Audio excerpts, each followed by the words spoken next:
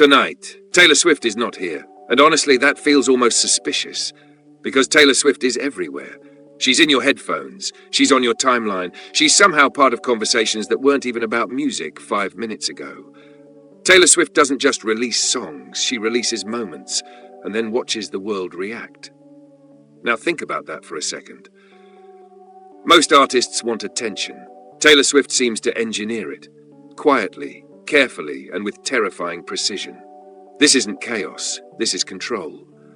We usually think of fame as something loud, messy, unpredictable. But Taylor Swift's fame feels organized, like a well-lit room where every object is placed exactly where it's supposed to be. Nothing accidental, nothing wasted. And that alone should make you curious, because we live in a culture obsessed with spontaneity, with being real, with pretending things just happen. Taylor Swift never pretends, she plans. And planning, especially when done by a woman, makes people uncomfortable.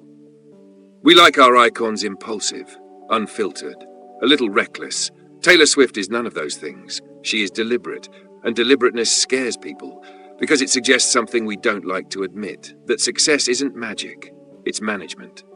Now pause here. Does that make her less authentic or more powerful? Because authenticity doesn't have to mean chaos. It can also mean intention. Taylor Swift understands this better than most. She tells you exactly what she's doing, and people still act surprised when it works. Every album is a chapter. Every era is a costume change. Every silence is strategic. She disappears, then reappears. And every time she comes back, the world acts like it didn't see it coming. That's not luck. That's narrative control. Taylor Swift doesn't just live her life. She curates it. And before you judge that, ask yourself something uncomfortable. Don't we all do the same thing? We curate our feeds, our opinions, our personalities. Taylor Swift just does it on a global scale. Now let's talk about criticism, because no one receives it quite like she does. She's been called calculated, overexposed, too emotional, too quiet, too loud, depending on the year, depending on who's talking. Taylor Swift absorbs criticism like fuel, not by fighting it head on, but by reframing it. She doesn't argue with the narrative. She rewrites it, and that's a subtle form of dominance. Most people try to escape labels. Taylor Swift turns them into song titles. She lets you think you've defined her, then sells out stadiums redefining herself. Now ask yourself this. How many people do you know who can take global criticism and turn it into creative momentum? Most of us collapse under far less. A comment, a glance, a moment of doubt. Taylor Swift built an empire on moments like those. And that tells us something important. She's not just talented, she's resilient by design. Her entire career is structured around survival. Every era responds to the last one. Every album answers a question someone else asked. And instead of resisting the pressure, she bends it into art. That's not vulnerability, that's strategy. Now here's where things get interesting. Taylor Swift's power doesn't come from mystery. It comes from familiarity. She invites you in, she tells you stories, she makes you feel like you know her. But knowing someone's story is not the same as knowing the person. And Taylor Swift knows that difference. She gives you access, but never control. You feel close, but she's always one step ahead. That balance is incredibly hard to maintain. Too much distance and you lose relevance. Too much closeness and you lose authority. Taylor Swift walks that line like it was built for her. Now think about influence. Influence used to be about dominance, about volume, about taking up space. Taylor Swift's influence feels different. It's emotional, relational, personal. She doesn't shout, she resonates. People don't follow her because she tells them to. They follow because she reflects something back to them, their feelings, their memories, their unresolved thoughts. And that kind of influence is far more durable than hype. Hype fades, connection doesn't. Taylor Swift doesn't chase trends, she waits for them to catch up, and when they do, she's already moved on. That's why she feels timeless and current at the same time. She's never in a rush. Urgency is for people who are afraid of being forgotten. Taylor Swift doesn't seem afraid of that. She understands something most people don't, that staying power comes from patience. Now let's talk about control again, because control doesn't mean rigidity, it means choice. Taylor Swift chooses when to speak, when to disappear, when to respond. Silence for her isn't weakness, it's leverage. And silence used well is one of the most powerful tools in modern culture.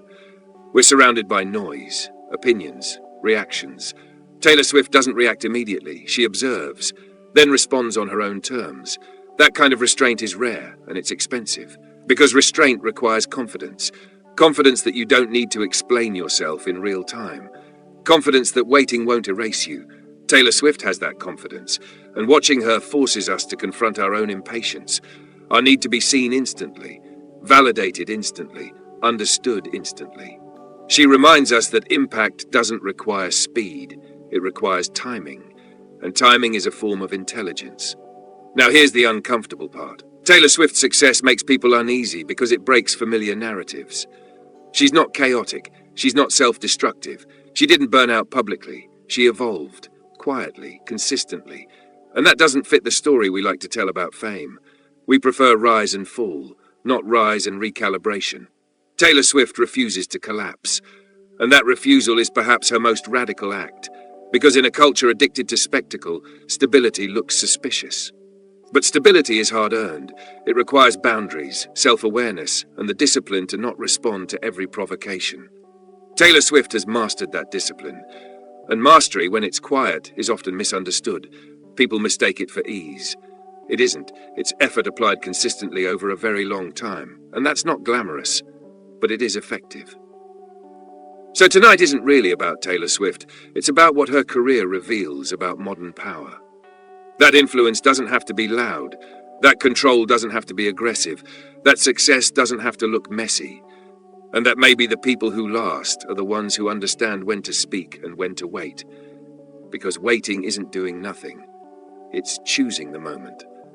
And Taylor Swift has built an entire legacy on that choice. Now let's talk about ownership. Because this is where Taylor Swift stops being just an artist and starts becoming something else entirely. Something more unsettling. For a long time, musicians were taught a simple rule. Create the work. Let someone else own it. That was the deal. And most people accepted it. Taylor Swift didn't. She looked at the system and did something very late-night worthy. She questioned it quietly. No shouting, no public breakdown, no dramatic rebellion, just a slow, calculated refusal to play the role she was given. And that refusal changed the industry. Think about how rare that is. Most people complain about unfair systems. Very few redesign them. Taylor Swift did the redesign part, and she did it without pretending she didn't care about the money. That's another uncomfortable truth. She cares. And she's not ashamed of it. Caring about ownership doesn't make you greedy. It makes you aware. Awareness is dangerous in systems built on compliance. Taylor Swift didn't ask for permission to take control of her work. She just did it, and then watched the world scramble to catch up. Now let's pause here, because there's something fascinating about how people reacted to this. They didn't say she's smart. They said she's calculating. Notice the difference. When a man controls his empire, he's visionary. When a woman does it, she's strategic. As if strategy were a flaw, as if thinking ahead were somehow suspicious. Taylor Swift lives inside that contradiction. She's praised and doubted at the same time, loved and resented in the same sentence. And instead of fighting that tension, she uses it. That's another pattern. Taylor Swift doesn't waste energy trying to be liked by everyone. She focuses on being understood by the people who matter. And that's a very different goal. Now let's talk about vulnerability. Because people often confuse vulnerability with exposure. Taylor Swift exposes emotions, not herself. There's a difference. You hear heartbreak, but you don't get access. You feel closeness, but you don't get control.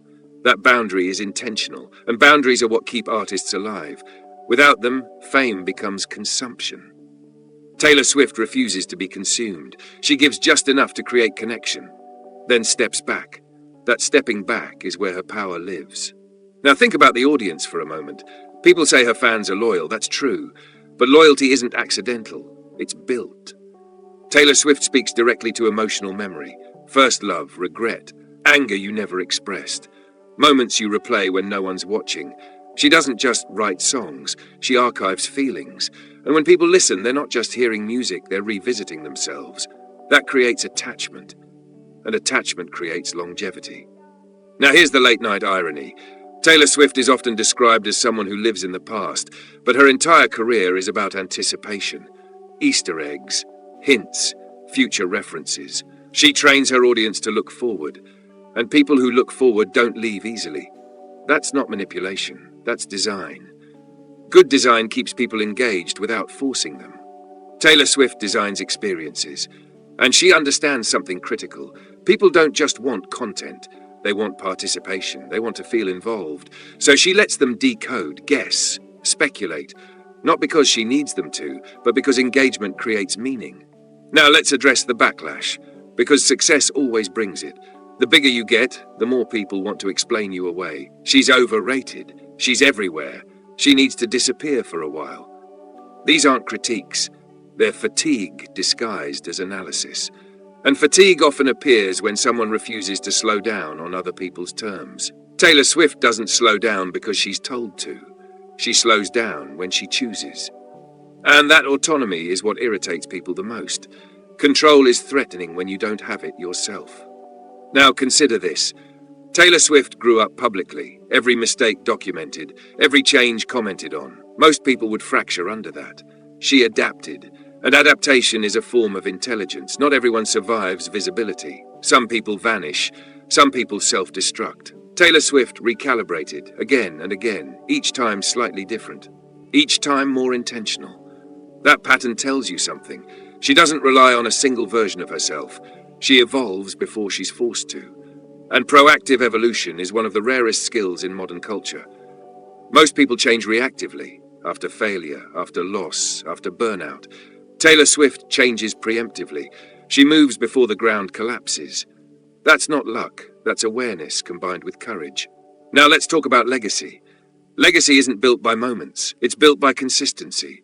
Taylor Swift shows up, not recklessly, not chaotically, but steadily. She understands that relevance isn't about being loud, it's about being present over a long period of time. And presence requires discipline. Discipline to say no, discipline to wait, discipline to not explain everything. Taylor Swift practices that discipline, and discipline is rarely celebrated because it's quiet, but quiet effort outlasts loud ambition. Now let's bring this back to you, because this isn't really about Taylor Swift, it's about what her career reveals about modern life. We live in a culture that rewards immediacy. Post now, respond now, react now. Taylor Swift does the opposite. She waits, and waiting in a world addicted to speed feels rebellious. But rebellion doesn't always scream. Sometimes it pauses, sometimes it observes, sometimes it lets everyone else rush ahead and exhaust themselves. Then calmly steps forward. Taylor Swift reminds us that not everything requires an instant response. That not every emotion needs to be shared immediately. That power can look like restraint, and restraint can look like confidence. So tonight, if Taylor Swift were actually here, she probably wouldn't explain any of this. She wouldn't need to. She would smile, say very little, and let the work speak. Because when you control your narrative, you don't chase understanding. You let it catch up. And Taylor Swift has built an entire career on that principle.